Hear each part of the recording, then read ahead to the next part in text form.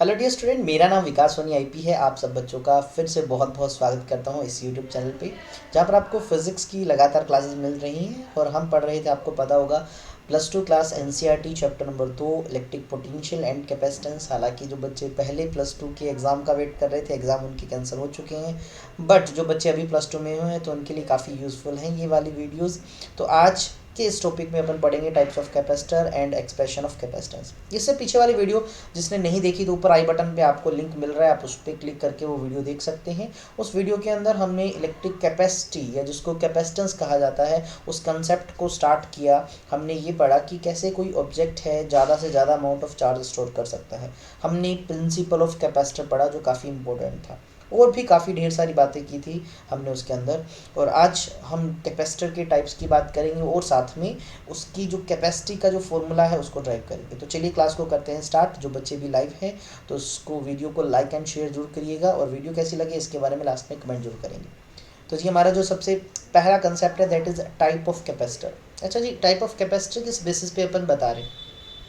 तो अगर आपको याद होगा कि कैपेसिटर के अंदर एक आइसोलेटेड बॉडी की बजाय, यानी एक सिंगल ऑब्जेक्ट को चार्ज देने की बजाय अगर क्या करते हैं, उसके पास एक दूसरी बॉडी ले आएँ जो कि किससे कनेक्टेड हो, जो कि बेटा जी अर्थ से कनेक्टेड हो।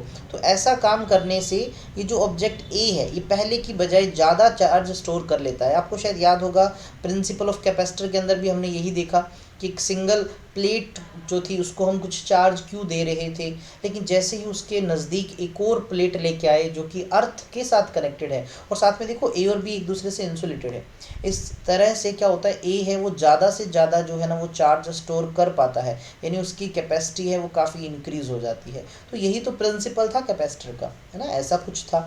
अब ये जो आप बॉडी देख रहे हो जो मैंने ए और यहाँ बी बनाया, इसके शेप के अकॉर्डिंग कि ये प्लेट की फॉर्म में है, क्या फिर ये स्फेरिकल शेप में है, क्या ये सिलेंडर के शेप में है, तो कैपेसिटर जो है ना उनको हम कई कैटेगरी में डिवाइड कर देते हैं।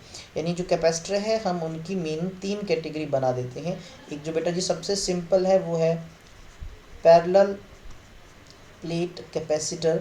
और अगर मैं आपको बताना चाहूँ बेटा जी इसके बारे में डिटेल में है इस चैप्टर में, यानी ये जो फिलहाल आप चैप्टर पढ़ रहे हैं, यानी जो चैप्टर नंबर 2 का जो भी पार्ट बचा है उसमें आप देखोगे पैरेलल प्लेट कैपेसिटर के बारे में ही पढ़ेंगे। भी मैं बताऊंगा आपको डिटेल में इसके बारे में। और जितनी भी जो एक्सप्रेशंस है, फॉर्मूला है कैपेसिटी का, एनर्जी स्टोर्ड का, कम्बिनेशन का, वो सारा का सारा आपका पैरेलल प्लेट कैपेसिटर का ही होगा। शॉर्ट में इसको पीपीसी हम बोल दिया करेंगे। अच्छा जी, अब इन कंडक्टर का शेप स्फीयर जैसा भी हो सकता है, तो इसके बेस पे हम बना देते हैं बेटा जी स्फेरिकल कैपेसिटर। क्योंकि स्फेरिकल क्यों नाम दिया गया, जो प्लेट्स हैं वो शायद स्फीयर के शेप की होंगी। और बता दो बेटा जी इसका भी एक्सप्रेशन है आपकी ही बुक में एडिशनल क्वेश्चंस के अंदर आपको दिख जाएगा। स्फेरिकल कैपेसिटर की कैपेसिटी का एक्सप्रेशन भी हम इन वीडियोज़ में करने वाले हैं, हालांकि कई बुक्स में डायरेक्टली नहीं दिया होता। एंड जो थर्ड वन है वो फिर से, ये जो हमने बॉडीज़ लिए इनके शेप के अकॉर्डिंग, अगर हम ये सिलेंडर शेप का लेते हैं तो जो कैपेसिटर होगा वो आपका सिलेंड्रिकल कैपेसिटर होगा। तो ये 3 टाइप मेनली हम डिफाइन करते हैं कैपेसिटर के। आपको बता दूं जो सबसे ज़्यादा इंपॉर्टेंट है, जो इस चैप्टर के अकॉर्डिंग हम पैरेलल प्लेट कैपेसिटर को डिटेल में पढ़ने वाले हैं, स्फेरिकल और कैपेसिटर और जो सिलेंड्रिकल कैपेसिटर है इनका भी हम कैपेसिटी का फॉर्मूला ड्राइव जरूर करेंगे। ठीक है, तो चलिए सबसे पहले इसमें अपन डिस्कस कर लेते हैं पैरेलल प्लेट कैपेसिटर। जैसा कि नाम से ही आपको आइडिया लग रहा है कि इसको पैरेलल प्लेट कैपेसिटर क्यों नाम दिया होगा।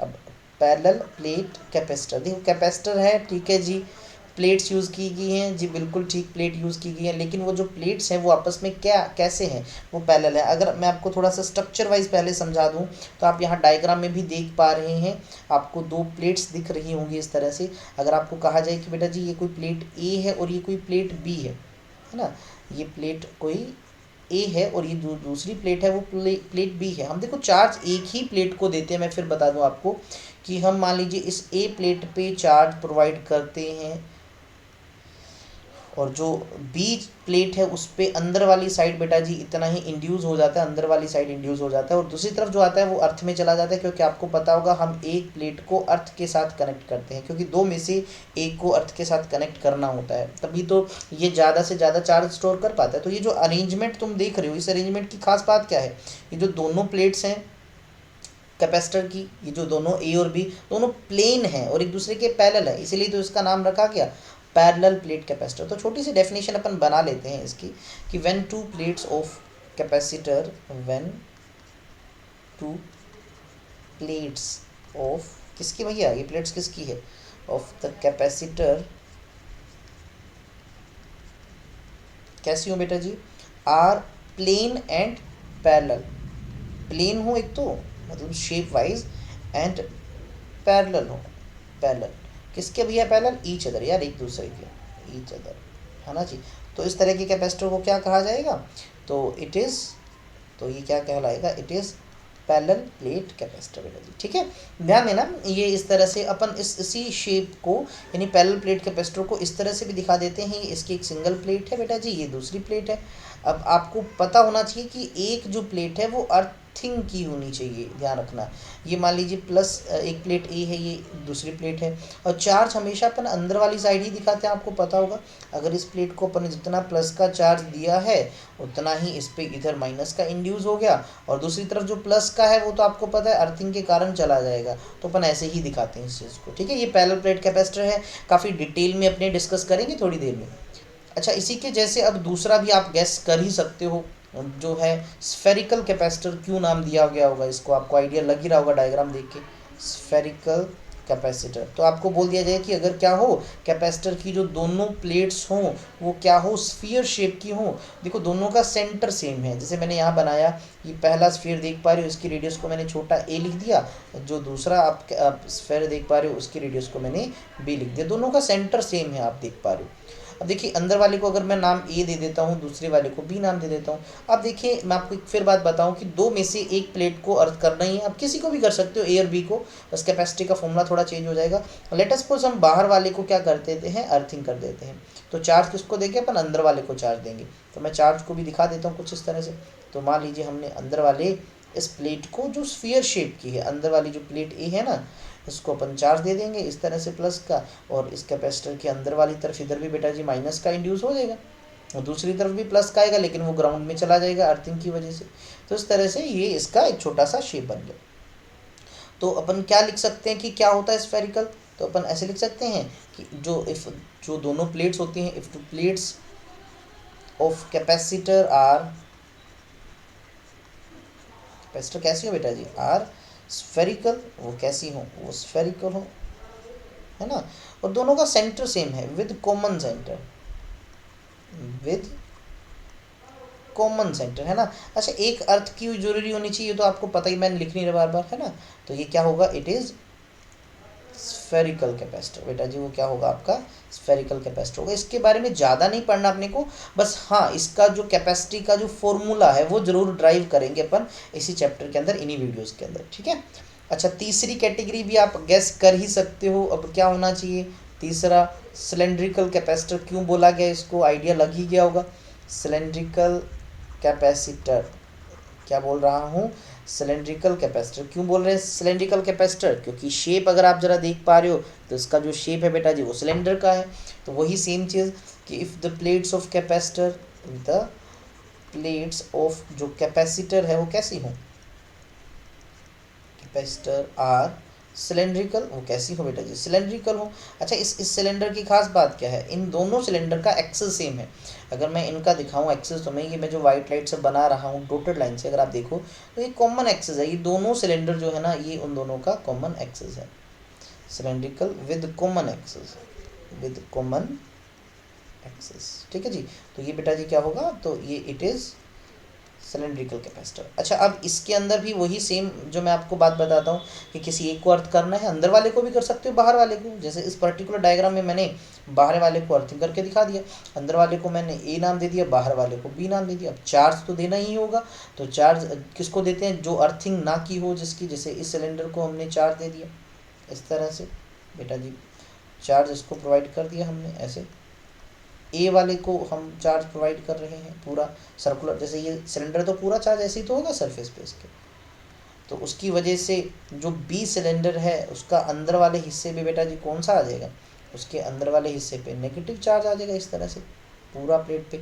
बाहर वाली साइड पे भी इंड्यूस होकर प्लस का आएगा, लेकिन वो अर्थिंग की वजह से कहाँ चला जाएगा, ग्राउंड में चला जाएगा। ठीक है, समझ पा रही होगी मेरी बात को। तो इस तरह से बेटा जी ये क्या हो जाता है, कैपेसिटर बन जाता है। इसका भी एक्सप्रेशन अपन पढ़ेंगे, आप हम ड्राइव करेंगे आगे। क्लियर। अच्छा, अब कैपेसिटर यार नाम बहुत बार इस्तेमाल कर लिया, आपको पता तो होना चाहिए कैपेसिटर कुछ दिखते कैसे। ये चीज़ें सबने देखी होंगी घर में, किसी ना किसी इलेक्ट्रिकल इंस्ट्रूमेंट को तोड़ा होगा, खोला होगा तो देखा होगा। ये छोटी छोटी चीज़ें तो कॉमनली आप सबने देखी होंगी। इस तरह से ये सिलेंडर शेप की होती है या सर्कुलर शेप कैसे दिखती है, डिस्क टाइप। ये देखो सिलेंडर शेप का, ये जो जितने भी तुम चीज़ें देख रही हो ये सारे के सारे बेटा जी क्या हैं, ये कैपेसिटर्स हैं सारे के सारे।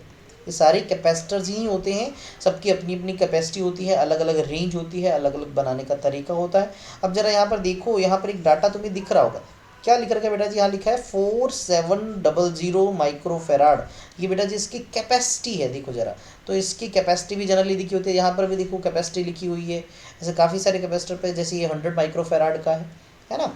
और ऑपरेटिंग वोल्टेज वगैरह भी लिखी होती है, कितनी वोल्ट पे ये काम करते हैं। तो इस तरह के काफ़ी सारे अलग अलग शेप के कैपेसिटर्स अवेलेबल होते हैं मार्केट में, ठीक है, जिसका अलग अलग इंस्ट्रूमेंट्स में यूज़ किया जाता है। अच्छा, कैपेसिटर के यूजेस की बात करें तो बेटा जी काफ़ी सारे यूजेस हैं। मैं अगर आपको शॉर्ट में थोड़ा सा बताऊं कैपेसिटर के यूजेस, हालांकि कैपेसिटर के यूजेस बहुत बाद में तुम्हें अच्छे से पता लगेंगे, यहाँ पर थोड़ा सा समरी वाइज लिखना चाहूँ मैं। यूजेस ऑफ कैपेसिटर तुम्हें बताना चाहूँ कि कैपेसिटर के क्या इस्तेमाल हैं, कहाँ कहाँ यूज़ किया जा सकता है।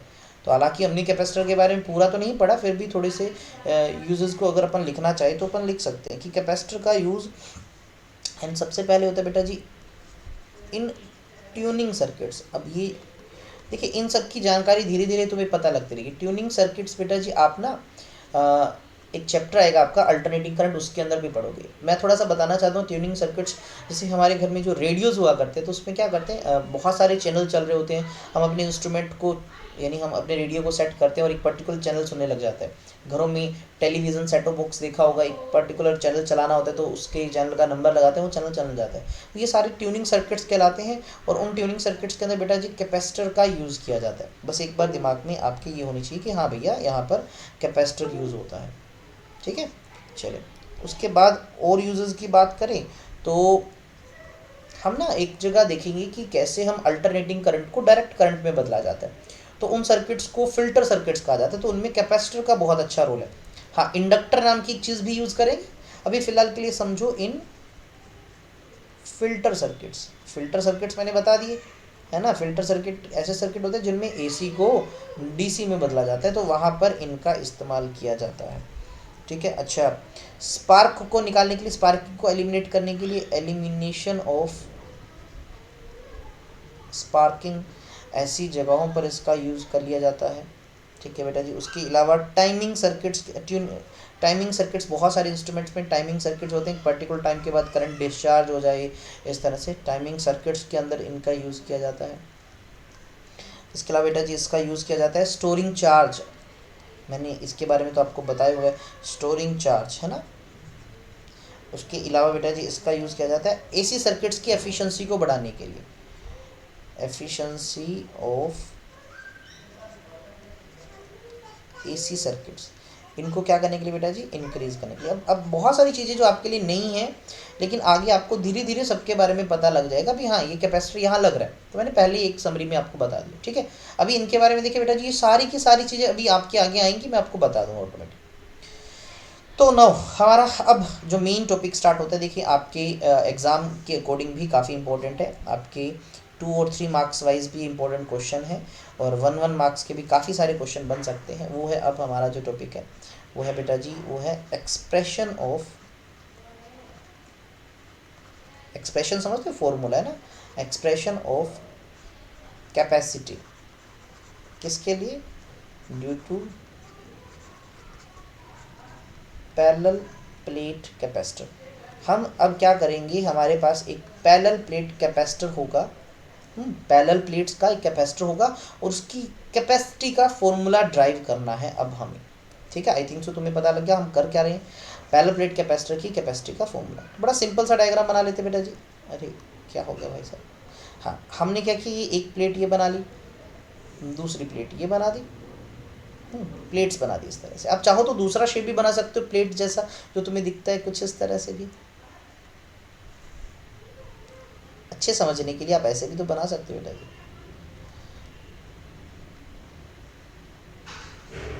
इसकी भाई ज़रूरत नहीं है, और इसको कॉपी कर लेते हैं इस चीज़ को। तो बेटा जी ये हमने इस तरह से एक पैरेलल प्लेट कैपेसिटर बना लिया। अब हमें क्या करना है, इसकी कैपेसिटी का फॉर्मूला बनाना है। तो सबसे पहले हमने क्या किया, लेट अस कंसीडर, भैया कंसीडर कर लेते हैं, let us consider 2 parallel plates consider कर लेते हैं।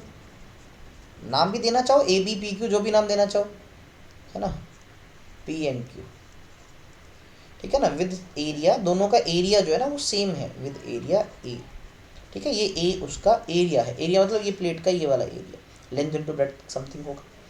तो बेटा जी अब क्या किया हमने, 2 प्लेट्स बना ली, दोनों का एरिया बना लिया। थोड़ा सा इनके पार्ट्स को दिखा देते, देखो ये प्लेट ये रही और ये प्लेट बेटा जी ये रही। तो ये प्लेट है हमारी पी प्लेट और ये प्लेट है हमारी क्यू प्लेट, इस तरह से। अच्छा इनके बारे में थोड़ा सा और कुछ लिख लेते हैं। सबसे पहले देखो, सबसे पहले मैंने तुम्हें ये बताया कि ये जो पार्ट है ना, ये इसका एरिया है, ये इन दोनों प्लेट्स का क्या है बेटा जी, एरिया। और मैंने बता भी दिया यार एरिया कितना है, एरिया इसका ए है, ठीक। अब इनको चार्ज भी तो देना है हमने, तो प्लेट का एरिया हमने मान लिया ए, चार्ज भी देना। अच्छा इनके बीच का डिस्टेंस का भी रिक्वायरमेंट होगा, तो दोनों प्लेट्स का जो सेपरेशन है ना वो हमने डी मान लिया। कितना मान लिया, डी। लेट डी क्या है, distance of separation, distance between plates भी लिख सकते हो बेटा जी, distance between two these plates, clear. अच्छा अब चार्ज देना तो बाकी है, तो हमने क्या, प्लेट एक को तो चार्ज देते हैं, ये तो अर्थिंग है, ये दूसरी प्लेट क्यू वाली, तो इसको चार्ज दिया। लेट अस सपोज इस पे जो अपने चार्ज दिया वो प्लस का क्यू है, फिर हमने जो चार्ज दिया वो कितना है बेटा जी, हमने इस पे इस साइड में प्लस का क्यू चार्ज दे दिया, इस पे अंदर की तरफ उतना ही माइनस का इंड्यूस हो जाएगा अंदर की तरफ इस तरह से, क्योंकि दूसरी तरफ वाला जो अर्थिंग की वजह से चला जाएगा। अच्छा अब प्लस का चार्ज भी है, कुछ एरिया भी है, तो इसकी surface charge density plus sigma हुई, इसकी सरफेस चार्ज डेंसिटी बेटा जी माइनस सिग्मा हुई। और इवन आपको पता है कि अंदर एक इलेक्ट्रिक फील्ड भी सेटअप हो जाएगा, क्योंकि प्लस से माइनस होता है इलेक्ट्रिक फील्ड, उसको अपन ने ई लिख दिया। ये सारी कहानी तुम्हें समझ आ रही है ना, ठीक है। तो let d is the distance between plates and plate A is given, हमने क्या किया, प्लेट पी इज गिवन, हमने उसको क्या किया, चार्ज दे दिया क्यू, ठीक है ना, चार्ज क्यू। अच्छा अब हमें तो एक्सप्रेशन निकालना है, थ्योरी कब तक समझेंगे। अब सबसे पहले तुम मुझे एक चीज़ बताओ, वी नो, हमें पहले से एक बात का पता है कि 2 प्लेट्स के बीच का जो इलेक्ट्रिक फील्ड होता है ना, ई बिटवीन 2 पैरेलल प्लेट्स, ये हमने ऑलरेडी पिछले चैप्टर में गॉस थ्योरम के एप्लीकेशन में पढ़ा था। जो ई होता है बेटा जी वो होता है sigma by epsilon not, I think तो तुम्हें भी पता है बेटा जी। सिग्मा को क्या लिखा जा सकता है, सिग्मा होता है चार्ज बाई एरिया, तो मैंने इसको इस तरह से लिख दिया, चार्ज बाई एरिया। तो ये इलेक्ट्रिक फील्ड का फॉर्मूला बन गया। देखो ये चीज़ काम आएगी, इसलिए मैंने पहले से ही इसको नोट कर लिया, ठीक है। कहाँ से आया तुम्हें आइडिया है बेटा जी, कहाँ से आया, अरे हमें तो कैपेसिटी चाहिए, इलेक्ट्रिक फील्ड थोड़ी चाहिए, तो कैपेसिटी कैसे निकालें। तो कैपेसिटी का फॉर्मूला भी पता है हमें, क्यू जो होता है, सी जो होता है वो क्यू बाई वी होता है। चार्ज तो पहले निकालना पड़ेगा या पोटेंशियल निकालना पड़ेगा। आपको एक याद हो, वी ऑल्सो नो, हमने पहले चैप्टर में पढ़ा है, एक चैप्टर में ऑलरेडी पता है कि जो पोटेंशियल ग्रेडियंट होता है वो इलेक्ट्रिक फील्ड के बराबर होता है। या फिर आप ऐसे बोल सकते हो कि जो पोटेंशियल होता है बेटा जी, जो पोटेंशियल डिफरेंस, पोटेंशियल बोल के मैं ऐसे लिखूँगा, जो पोटेंशियल डिफरेंस होता है बेटा जी वो किसके बराबर होता है, वो होता है इलेक्ट्रिक फील्ड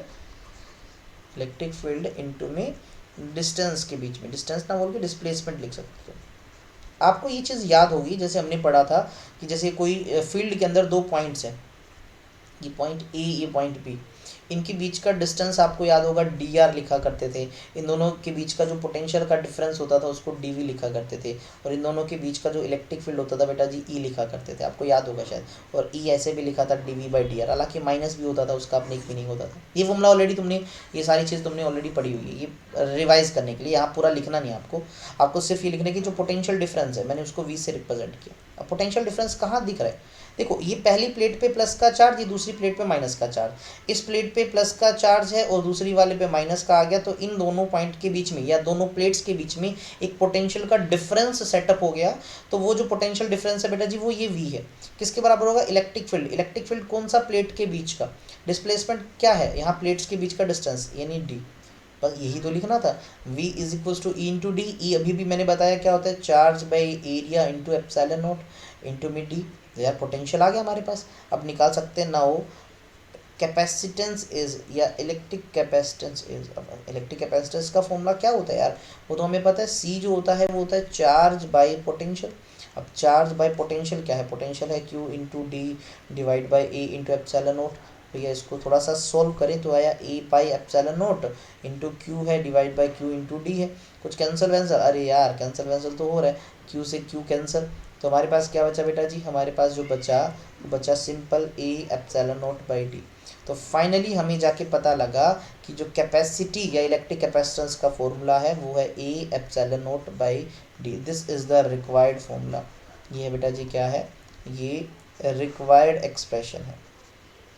यार किस चीज़ की एक्सप्रेशन है ये हमारे पास एक्सप्रेशन है बेटा जी इस चीज़ की। अरे कहाँ गया भाई, तू कहाँ गया, तेरे बगैर हमारा काम फिर चलने वाला है। इस चीज़ की, इसको सेलेक्ट कर लेते हैं ताकि बाद में वहीं सीधा कॉपी कर लें। ये लो भाई साहब, अब यहाँ इसको ले आते हैं। तो यानी अगर हमारे पास बेटा जी क्या हो, एक कैपेसिटर हो जिसमें दो पैरेलल प्लेट्स लगी हों, तो दो पैरेलल प्लेट्स हैं, एरिया सेम होना चाहिए। देखो तो हम जब उसको चार्ज देते हैं तो उसकी जो कैपेसिटी का ये रिक्वायर्ड फॉर्मूला होता है। यहाँ पर आप देख पा रहे हो इस फॉर्मूले में तीन मेन चीज़ें आई हैं, ए आया है, एप्सिलॉन नोट आया है और बेटा जी डी आया है। और आपको पता है यहाँ पर ए क्या है, इसी से हमने ये लिखा है, मैं जो तुम्हें बता रहा हूँ। ए है बेटा जी एरिया ऑफ प्लेट्स, ये जो प्लेट्स हैं इनका एरिया। अब अगर ये रेक्टेंगल शेप की है तो लेंथ इंटू ब्रेड्थ से काम चल जाएगा, अगर ये सर्कुलर शेप की तुम लेते तो पाई आर स्क्वायर लगा सकते थे। एप्सिलॉन नोट तुम्हें पता है ये क्या है, ये होती है बेटा जी इलेक्ट्रिक परमिटिविटी, इलेक्ट्रिक परमिटिविटी। और ये वैक्यूम के लिए, क्योंकि हमने ये खाली प्लेट्स लिए हैं, ये है किसकी, परमिटिविटी ऑफ फ्री स्पेस की बेटा जी। हम यही मान के चल रहे हैं कि दोनों प्लेट्स के बीच में कुछ नहीं रखा हमने, ये बीच वाली चीज़ जो है ना, ये बीच वाली तुम जगह देख रहे हो खाली है। और डी तुम्हें पता है यहाँ पर क्या है, डिस्टेंस बिटवीन प्लेट्स या सेपरेशन बिटवीन प्लेट्स। तो ये बेटा जी इंपॉर्टेंट फॉर्मूला है, डायरेक्ट भी आपसे पूछा जा सकता है कि यार पैरेलल प्लेट कैपेसिटी का एक्सप्रेशन बताओ, तो बेटा जी ये वाला फॉर्मूला आपको अच्छे से पता होना चाहिए। अब इसके स्पेशल केस भी हैं काफ़ी सारे, अपन स्पेशल केस भी डिस्कस करते हैं। देखो काफ़ी सारे इसी से बन जाएंगे यार, कोई ज़्यादा मुश्किल नहीं है, ठीक है ना, काफ़ी सारे स्पेशल केस बन जाएंगे। अच्छा स्पेशल केस से भी क्वेश्चन बनते हैं, मैं तुम्हें बता देता हूँ स्पेशल केस। चलो जी सबसे पहला स्पेशल केस उठा लेते हैं अपन, क्या है।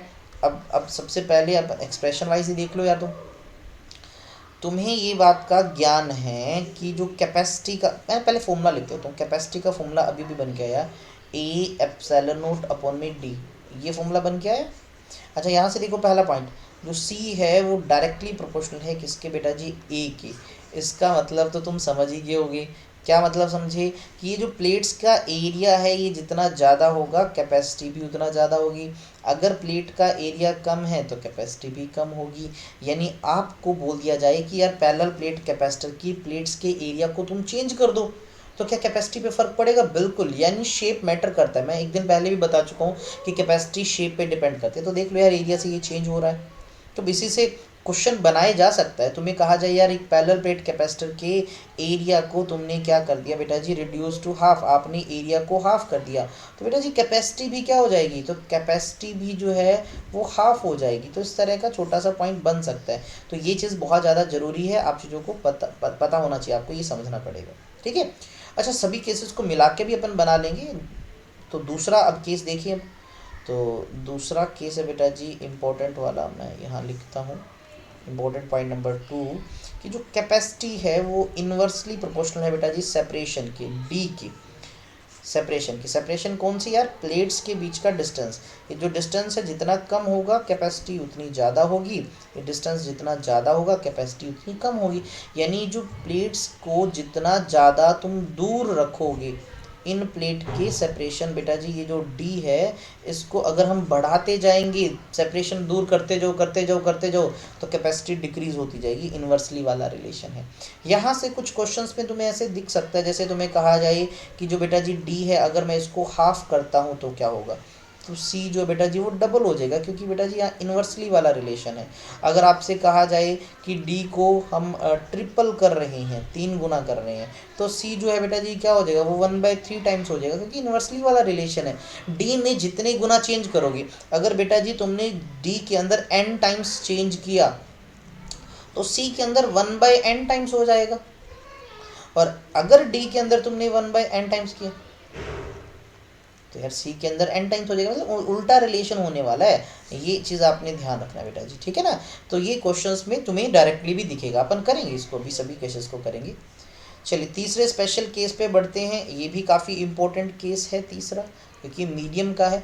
अगर आपको कहा जाए कि इफ़ सम डायलैक्टिक मीडियम या some material is placed, dielectric तो ना लिखूं मैं, ऐसे लिख देता हूँ सम मटेरियल,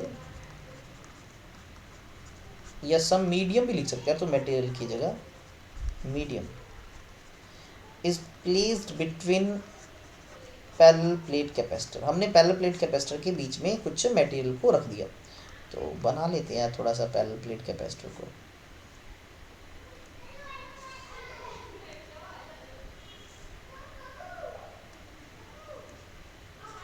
तो बेटा जी ये पैरेलल प्लेट कैपेसिटर है हमारा, कॉपी कर लेते हैं इसको, क्योंकि दो होनी चाहिए प्लेट तो यार। हाँ ये बेटा जी हमने पैरेलल प्लेट कैपेसिटर बना रखा है। ये इसकी इधर वाली प्लेट, ये इधर वाली प्लेट हो गई बेटा जी, पी लिखते हैं इसको, क्यों? अच्छा इसके बीच में हमने कोई मीडियम इंसर्ट करना था ना, तो भाई बीच में मीडियम इंसर्ट कर दें। ये देखिए कोई हल्का फुल्का ही मीडियम डाल लेते हैं। हाँ यहाँ पर मान लीजिए इसके बीच में हमने कोई इस तरह से, हाँ दिख रहा होगा, समझ ही गए होंगे तुम यार ये मेरी बात को मैं क्या बताना क्या चाह रहा हूँ तुम्हें, कि बेटा जी अगर इनके बीच में कोई अपन मीडियम इंसर्ट कर देते हैं तो होता क्या। अब ये जो भी मीडियम इंसर्ट किया देखो, वो हम किसी स्लैब की फॉर्म में करेंगे, स्लैब समझते हो, हाँ एक पीस मान लीजिए जो इसके बीच में एकदम पूरा फिट है, और हमने देखिए ये माना है कि इस स्लैब का जो साइज़ है, जो साइज़ है, थिकनेस है, वो डी के बराबर हो, है ना। हमने जो माना जो मटेरियल है ये एक स्लैब की फॉर्म में है, और उसकी जो थिकनेस टी है वो डी के बराबर है, सेम साइज़ की, क्योंकि विदाउट सेम साइज़ की भी हमें एक्सप्रेशन करनी है। अब जो भी मीडियम डाला है, आपको पता है हर मीडियम का अपना एक डायलेक्ट्रिक कांस्टेंट होता है, तो हमने मान लिया कि let it's dielectric constant is, भैया इस स्लैब का डायलेक्ट्रिक कांस्टेंट है कुछ ना कुछ, सबका होता है यार, हर एक मीडियम का, इवन वैक्यूम का, एयर का, सबका होता है, इसका हमने के मान लिया। अब कैपेसिटी पे क्या फ़र्क पड़ेगा, तो कैपेसिटी अब जो नहीं आएगी, सी डैश लिख रहा हूँ बेटा जी, उसका फॉर्मूला आ जाएगा ए एप्सिलॉन, तो नहीं आएगा यहाँ, एप्सिलॉन नोट नहीं आएगा, सॉरी एप्सिलॉन आ जाएगा, यानी ये मीडियम वाला आ जाएगा, डिवाइड बाई डी। और आपको पता है मीडियम वाले को तुम ऐसे भी लिख सकते हो, ए एज इट इज़ के इंटू एप्सिलॉन नोट भी लिख सकते हो, डिवाइड बाई डी। तो यहाँ से आपके पास क्या आया, C dash is equals to K बाहर आया A epsilon naught by d, और आपको आइडिया लग गया होगा ये क्या हो गया, ये तो के टाइम्स कैपेसिटी हो गई। यानी अगर आप दो प्लेट्स के बीच में किसी मीडियम को रख देते हो, पूरा भरना है, ऐसे नहीं कि आधी पीस रखा पूरा, या इन दोनों प्लेट्स को पूरा अच्छे से भर दो, तो जो कैपेसिटी है वो के टाइम्स हो जाती है, कैपेसिटी के टाइम्स बेटा जी क्या हो जाती है, इंक्रीज हो जाती है, कैपेसिटी के टाइम्स इंक्रीज हो जाती है। अच्छा इसके बारे में बहुत इंपॉर्टेंट बातें हैं, अभी अभी ध्यान से सुना, मैंने कहा कैपेसिटी जो है वो के टाइम्स सी हो जाती है, यानी capacity always increases. Always increases क्यों लिख रहा हूँ मैं, ऑलवेज इंक्रीजेज इसलिए लिख रहा हूँ क्योंकि बेटा जी के जो है ना वो ऑलवेज, पता है तुम्हें क्या होता है, always greater than equal to one, वो तो या तो वन होगा या एक से बड़ा होगा, तो कैपेसिटी हमेशा बढ़ेगी।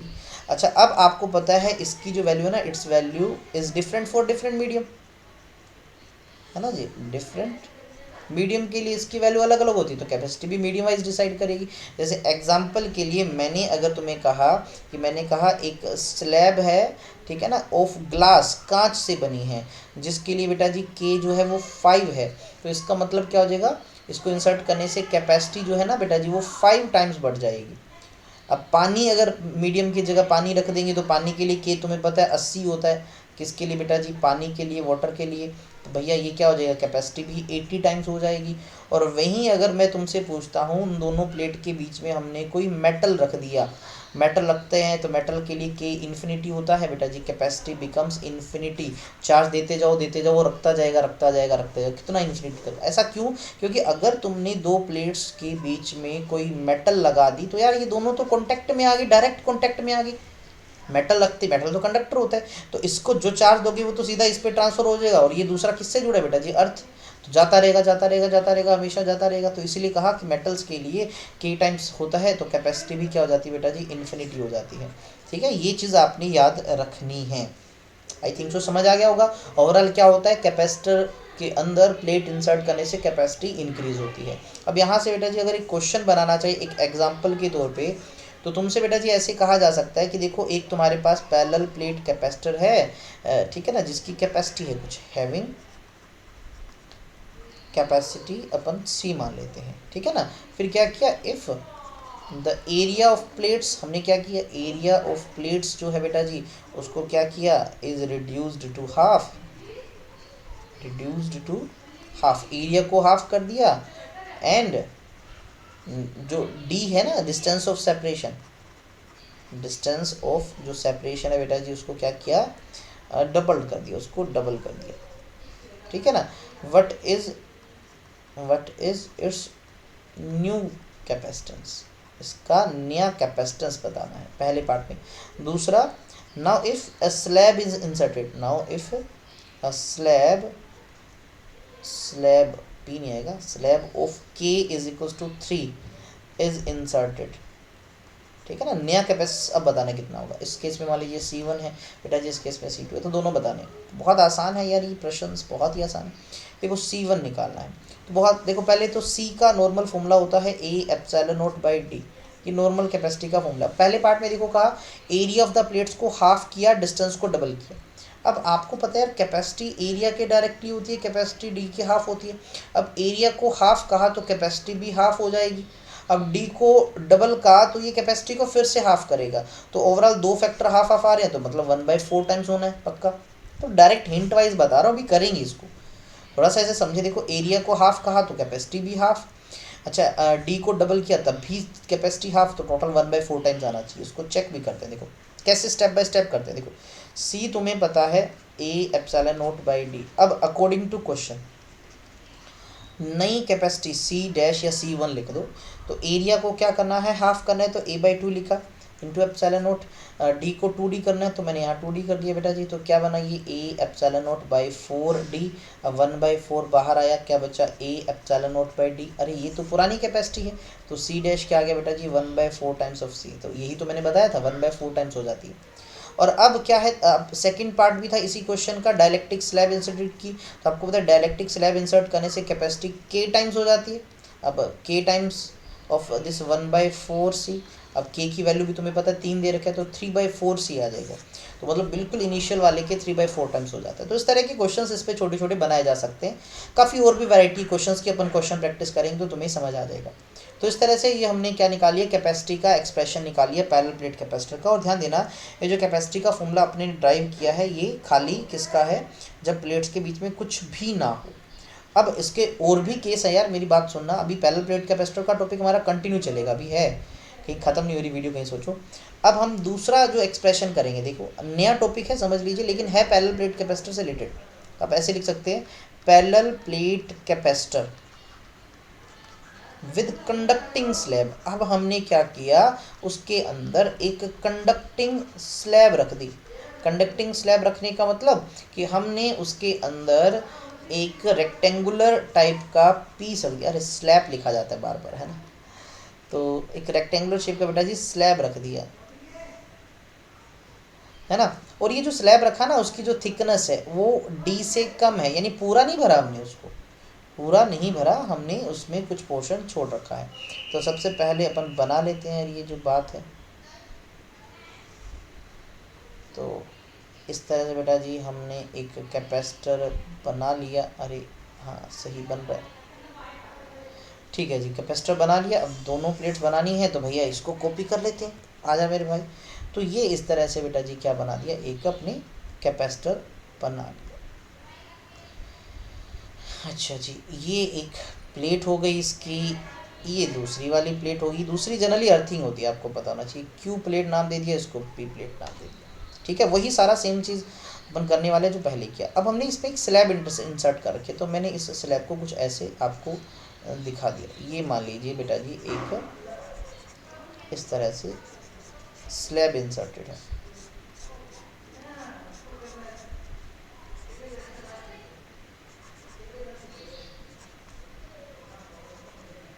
ठीक है। इस तरह से ये जो बीच में तुम देख रहे हो ना, ये ब्लू कलर की तुम्हें दिख रही होगी, थोड़ा सा इसको अच्छा सा लुक दे देते हैं यार,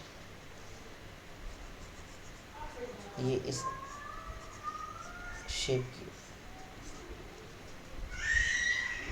ऐसा बनना चाहिए था। ठीक है, ये बेटा जी स्लैब है इसके अंदर, और ये स्लैब की जो थिकनेस है ना, ये टी है, और पूरे इनके बीच का पैरेलल प्लेट कैपेसिटर का जो थिकनेस है, ये इनके बीच का सेपरेशन है बेटा जी वो डी है। श्योर, यानी T is less than D तुम्हें दिख ही रहा है। अब इससे होगा क्या? अब इसी डायग्राम को बेटा जी एक और डायग्राम से अपन पहले थोड़ा सा समझते हैं ताकि अपन इसको कर पाए आसानी से। इसी डायग्राम को एक और डायग्राम से करते हैं, ठीक है। तो अब हम सिंपल प्लेट वाइज डायग्राम बनाते हैं। तो देखो ये बेटा जी एक प्लेट थी, ये एक प्लेट थी, इस तरह से, ठीक है। अब हमने डायलेक्ट्रिक स्लैब इंसर्ट की हुई है इसके अंदर, तो वो हम कुछ इस तरह से दिखा देते हैं। तो ये बेटा जी डायलेक्ट्रिक स्लैब है,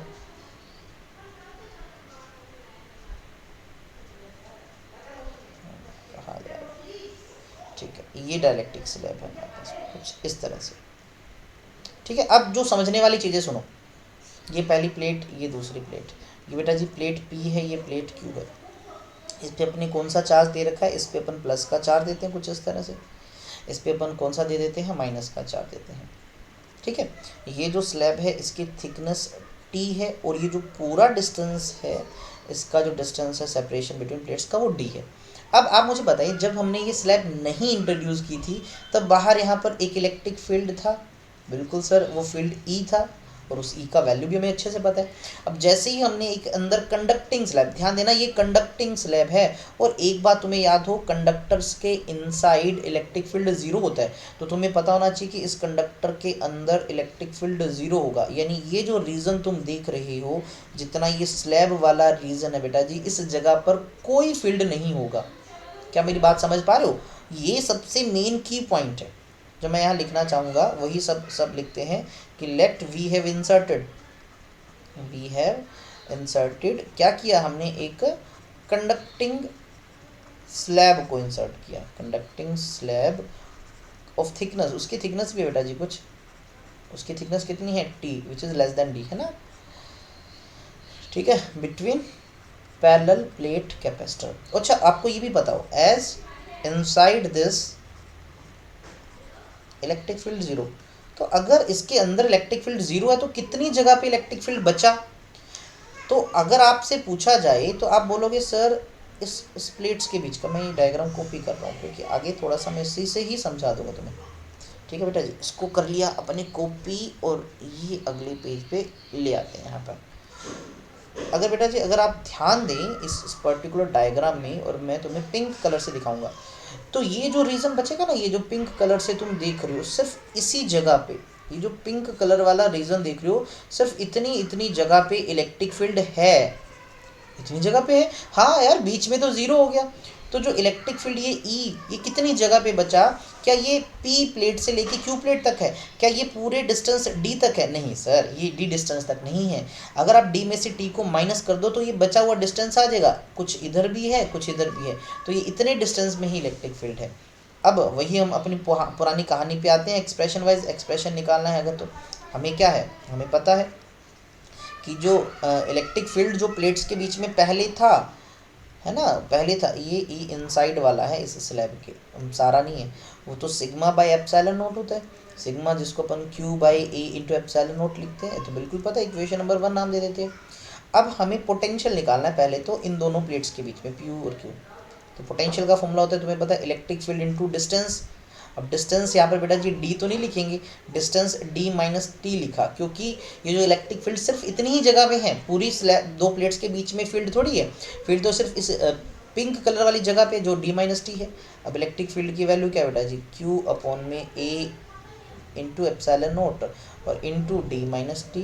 तो ये पोटेंशियल का फॉर्मूला है, लेकिन हमें निकालना क्या है? We have to calculate capacity, हमें तो कैपेसिटी निकालनी है,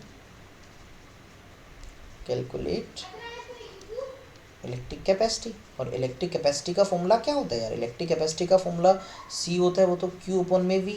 अब वी निकाल चुके हैं, पुट कर देते हैं यहाँ पर, तो हमारे पास जो कैपेसिटी आएगी वो आएगी क्यू अपॉन में वी। वी कितना है भाई? वी अभी भी देखा हमने, वो है Q D minus T, Q D minus T और ए इंटू एप्सिलॉन नॉट। कुछ कैंसिल वैंसिल, अरे वाह, क्यू से क्यू कैंसिल। तो बेटा जी कैपेसिटी का जो फॉर्मूला बना वो बना A epsilon not D minus T. तो ये कैपेसिटी का फाइनली हमारे पास एक्सप्रेशन आ गया, किसके लिए, विद कंडक्टिंग स्लैब। अगर हमारे दोनों पैरेलल प्लेट्स के बीच में एक कंडक्टिंग स्लैब रख देना मेटल की, यानी कंडक्टर, तो तब कैपेसिटी कुछ इतनी हो जाती है।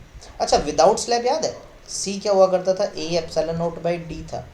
ये कब होता था, ये विदाउट स्लैब हुआ करता था, विदाउट स्लैब। अब विदाउट स्लैब कैसे निकाल सकते हो यार, बस टी को जीरो पुट कर दो, मतलब उसमें कुछ रखा ही नहीं गया, तो टी को जीरो पुट कर दोगे यहाँ पर बेटा जी, यही तो फॉर्मूला बनेगा। यानी कंडक्टिंग वाले से ये काम किया जा सकता है, ये वाला फॉर्मूला बनाया जा सकता है। और अगर आप दोनों को कंपेयर करो, अगर मैं बेटा जी आपसे अभी स्पेशल केस भी देखने वाले हैं, अगर लेकिन जस्ट कंपेयर करो बेटा, इनका जस्ट कंपैरिजन अगर हम करें तो देखिए, इसके डिवाइड बाई, यानी ये जो नीचे वाला पार्ट है डी माइनस टी है, और इधर क्या है, डिवाइड बाई डी है। अब देखो इधर वाले में देखो तो डी में से कुछ कम है, यानी ये वाला पार्ट काफ़ी कम है, तो यानी इस केस में कैपेसिटी ज़्यादा होगी।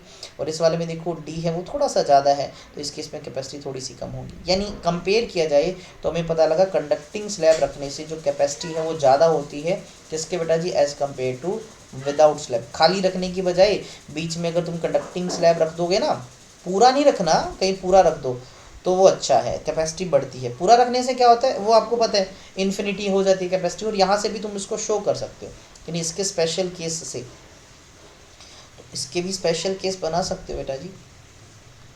स्पेशल केस फॉर्मूला पहले लिख देता हूँ स्पेशल केस से। तो सी विद कंडक्टिंग स्लैब, मैं नीचे सी एस लिख रहा हूँ ताकि पता लग जाए कंडक्टिंग स्लैब का है। तो वो कितना आया, वो आया A epsilon not divide by d minus T. अब इसी से वो सारे के सारे केस वापस आ सकते हैं, बनाए जा सकते हैं। पहला तो यही है कि इफ़ टी इज़ ज़ीरो, मतलब नो स्लैब, हमने कोई स्लैब ही नहीं रखी बीच में, तो भैया स्लैब नहीं रखी तो वही सेम चीज़ आ जाएगी। तो क्या आ जाएगा बेटा जी, सी कंडक्टिंग स्लैब, कंडक्टिंग स्लैब तो रखी नहीं, तो मतलब ये सिंपल वैक्यूम वाला ही आ जाएगा, खाली वाला आ जाएगा। तो क्या आ जाएगा, A epsilon naught by D ही फॉर्मूला आ जाएगा, जो हमें पहले से पता है, जो हमें ऑलरेडी पता है। अब दूसरा केस करते हैं इसका, इफ़ बेटा जी t is equals to d, यानी कंप्लीटली फील्ड कर दिया यार तुमने, मतलब गलती कर दिया। तो कंप्लीटली फील्ड, कंप्लीटली फील्ड का मतलब क्या है भाई, तुमने उन दोनों प्लेट के बीच में जो कंडक्टिंग मटेरियल है उसको पूरा खचाखच भर दिया, यानी कंडक्टिंग मटेरियल पूरा भर रखा है यहाँ, पूरा पूरा भरने से वही शॉर्ट सर्किट जैसी कंडीशन, मतलब दोनों प्लेट्स आपस में मिल गई, तो यहाँ पर टी और डी बराबर होगी, इस केस में टी और डी बराबर है। तो कैपेसिटी निकालते हैं कंडक्टिंग स्लैब की, क्या हो जाएगा बेटा जी, ए एप्सिलॉन नॉट, ये दोनों बराबर है तो दोनों का difference zero, something by zero infinity.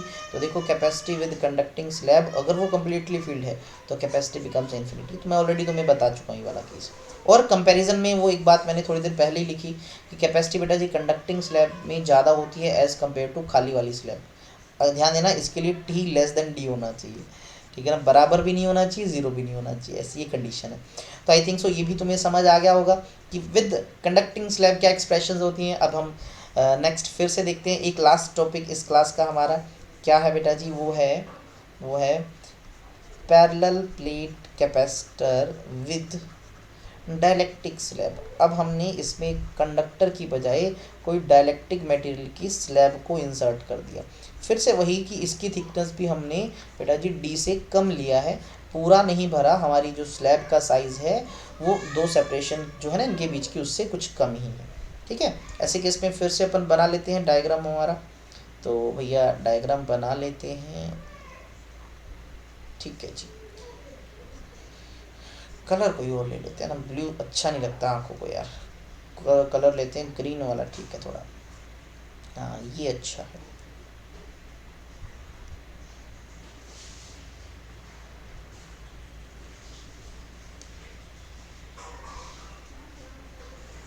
हाँ, ये एक प्लेट तो अपन ने बना ली, ठीक है। अब इसका जुड़वा कॉपी यहाँ से मार ही लेते हैं ये लो जी। तो बेटा जी ये आ गई दूसरी प्लेट, ठीक है। अब इसके बीच में स्लैब भी तो इंसर्ट करना था हमें, तो स्लैब भी बना ही लेते हैं थोड़ा सा इस तरह से। किस कलर का बना ले भाई, येलो कलर सा दिखा देते हैं, पिंक का ऐसे। तो बेटा जी ये कुछ स्लैब इंसर्ट कर दी हमने ऐसे,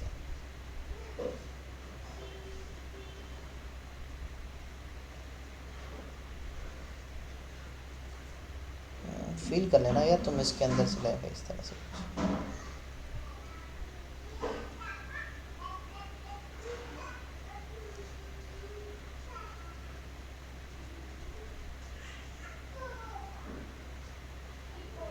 ठीक है भाई, इस तरह से स्लैब है यार, फील कर लेना इसको, पूरा दिखाने की जरूरत नहीं है मुझे, दिखाना हो तो दिखा भी सकते हो।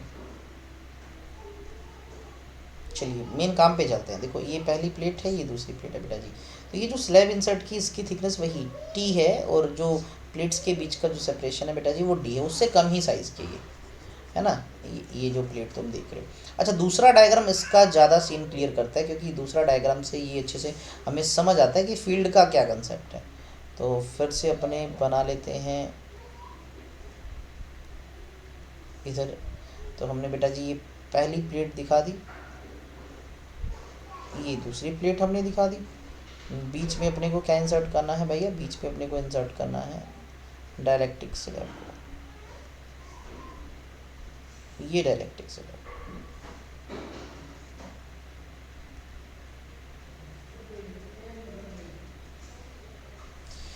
यहाँ अब समझने वाली बातें हैं और थोड़ा सा ध्यान देंगे। देखिए ये जो सेपरेशन है बेटा जी ये टी है, और ये पूरा सेपरेशन जो है बेटा जी वो डी है इनके बीच का। ये हमारी प्लेट पी है, ये प्लेट क्यू है, और ये जो बीच में ना ये डायलेक्ट्रिक स्लैब है, आपको पता होगा इस पे प्लस का चार्ज देते हैं ये वाली प्लेट पे, और ये वाले पे माइनस का इंड्यूस होता है यहाँ पर, और बीच में कोई कंडक्टर नहीं है, ये डायलेक्ट्रिक है। और तुम्हें पता है डायलेक्ट्रिक के अंदर पोलराइजेशन होता है। अच्छा सबसे पहले एक्सटर्नल फील्ड को मैं दिखाऊं बेटा जी, वो एक्सटर्नल फील्ड मैं ई से लिख देता हूँ, क्लियर। अच्छा आपको पता होगा जब हम एक डायलेक्ट्रिक स्लैब को इंसर्ट करते हैं, तो डायलेक्ट्रिक स्लैब को इंसर्ट करने पर पोलराइजेशन की वजह से यहाँ पर नेगेटिव वाला इंड्यूस हो जाता है ना, छोटे छोटे डायपोल बनते हैं। ये मैं ऑलरेडी डायलेक्ट्रिक पोलराइजेशन नाम के कंसेप्ट में तुम्हें पढ़ा चुका हूँ। और उसके अंदर यानी इस स्लैब के अंदर भी बेटा जी एक इलेक्ट्रिक फील्ड सेटअप हो जाता है ना जी, बचा हुआ फील्ड, रिड्यूस्ड फील्ड, मैं उसको आर रिड्यूस्ड लिख देता हूँ। रिड्यूस्ड क्या है, देखो इसके अंदर कुछ इंड्यूस हुआ, ये अपोजिट डायरेक्शन में इंड्यूस हुआ, कुछ हमने अप्लाई किया, तो इन दोनों का जो डिफरेंस है अप्लाइड माइनस इंड्यूस्ड, बेटा जी इसका डिफरेंस जो है बेटा वही तो है रिड्यूस्ड फील्ड। ठीक है, ये मैं ऑलरेडी तुम्हें बता चुका हूँ पहले वाली क्लासेस के अंदर। तो इस बार होगा क्या, एक नहीं दो फील्ड होंगे। देखो पूरे P से लेके Q तक पहले अकेला, P से लेके Q तक पहले अकेला ये वाला फील्ड हुआ करता था, ये वाला, ये हमारा बेटा जी अप्लाइड फील्ड है टोटल वाला। अब जैसे ही स्लैब इंसर्ट की तो स्लैब के अंदर कुछ अलग फील्ड आ गया, उसके अंदर बच गया E माइनस ई नोट, यानी जिसको मैं E रिड्यूस्ड लिख रहा हूँ। तो अंदर स्लैब के अंदर यानी T थिकनेस के अंदर फील्ड अलग है, और बाकी हुई जगह, बाकी बची हुई जगह कौन सी है बेटा जी, बाकी बची हुई जगह ये, फिर से देखो ये वाला रीजन और ये वाला रीजन, अब दो फील्ड है। दो फील्ड क्या है, इस जगह पे ये जो अंदर वाली जगह पे बेटा जी यहाँ पर फील्ड है E माइनस ई आई, और ये जगह है और ये जगह है जो इन दोनों जगहों पर फील्ड है बेटा जी E, जो हमने अप्लाई कर रखा है। तो अगर हमें पोटेंशियल डिफरेंस निकालना है इन दोनों प्लेट्स के बीच में, तो कैसे निकालेंगे वो देखो। तो जो पोटेंशियल डिफरेंस होता है बेटा जी V, वो कैसे निकलता है, वो निकलता है electric field into me distance, ऐसे ही तो कुछ फॉर्मूला होता है। इलेक्ट्रिक फील्ड एक थोड़ी है, तो मैं इसको ऐसे लिख सकता हूँ, देखो जो अप्लाइड फील्ड है, ये अप्लाई किया जो हमने दो प्लेट्स के बीच में, वो बचा है सिर्फ और सिर्फ D माइनस टी थिकनेस में, प्लस में एक रिड्यूस्ड फील्ड भी है जो कहाँ है, वो T थिकनेस में है। अब बिल्कुल ठीक है, देखो ये वाला फील्ड इतनी जगह पे है, ये वाला फील्ड इतनी जगह पे है। अब इसको थोड़ा सा और सॉल्व करते हैं, E into D minus T plus, क्या तुम्हें पता है रिड्यूस्ड फील्ड को क्या लिख सकते हैं, हमें एक बात पहले से पता है, हमने ये डायलेक्ट्रिक पोलराइजेशन में पढ़ा है कि डायलेक्ट्रिक कांस्टेंट जो होता है बेटा जी वो applied field divide by reduced field के बराबर भी होता है। ये ऑलरेडी मैं करवा चुका हूँ तुम्हें, अगर आपने डायलेक्ट्रिक पोलराइजेशन नहीं देखा वो भी वीडियो देख लो। तो यहाँ से बेटा जी जो रिड्यूस्ड फील्ड आपके पास क्या आएगा, रिड्यूस्ड फील्ड आएगा अप्लाइड फील्ड डिवाइड बाई के, बस मैंने यही लिखा अप्लाइड फील्ड डिवाइड बाई के, इंटू में यहाँ आ गया टी। तो बेटा जी कुछ कॉमन आया, ई कॉमन है। अब पूरा में क्या चीज़ बची बेटा जी, यहाँ बची डी माइनस टी प्लस में टी बाई के, ये एक्सप्रेशन बची। ये किसका एक्सप्रेशन है, पोटेंशियल का। अभी ई को लिखा जा सकता है सिग्मा बाई एप्सिलॉन नॉट, इसको लिख दे D minus T plus T by K. अच्छा बेटा जी सिग्मा को लिखा जा सकता है charge by area Q by epsilon not, और ऊपर मल्टीप्लाई में क्या है D minus T plus T by की, और ये सारा पोटेंशियल के बराबर है। हमें पोटेंशियल नहीं, हमें तो कैपेसिटी चाहिए। सो इलेक्ट्रिक कैपेसिटेंस बताओ ना यार हमें तो यार इलेक्ट्रिक कैपेसिटेंस जो है सी, वो तो चार्ज बाय पोटेंशियल होता है। चार्ज क्यू पोटेंशियल, अभी अभी अभी इतना बड़ा फॉर्मूला ही तो बना है वो, इसी का तो था। क्या था वो? क्यू इंटू, बेटा जी क्या था? क्यू इंटू, हाँ, d minus T plus T by K, और ए एप्सिलॉन नोट ऊपर चला गया, कुछ कैंसिल वैंसिल, क्यू से क्यू कैंसिल, तो आपके पास कैपेसिटी का फॉर्मूला बना A epsilon naught whole divide by d minus T plus T by K. तो ये आपके पास रिक्वायर्ड फॉर्मूला आ गया विद डाइलेक्ट्रिक स्लैब, डीएस लिख देता हूँ, विद डाइलेक्ट्रिक स्लैब।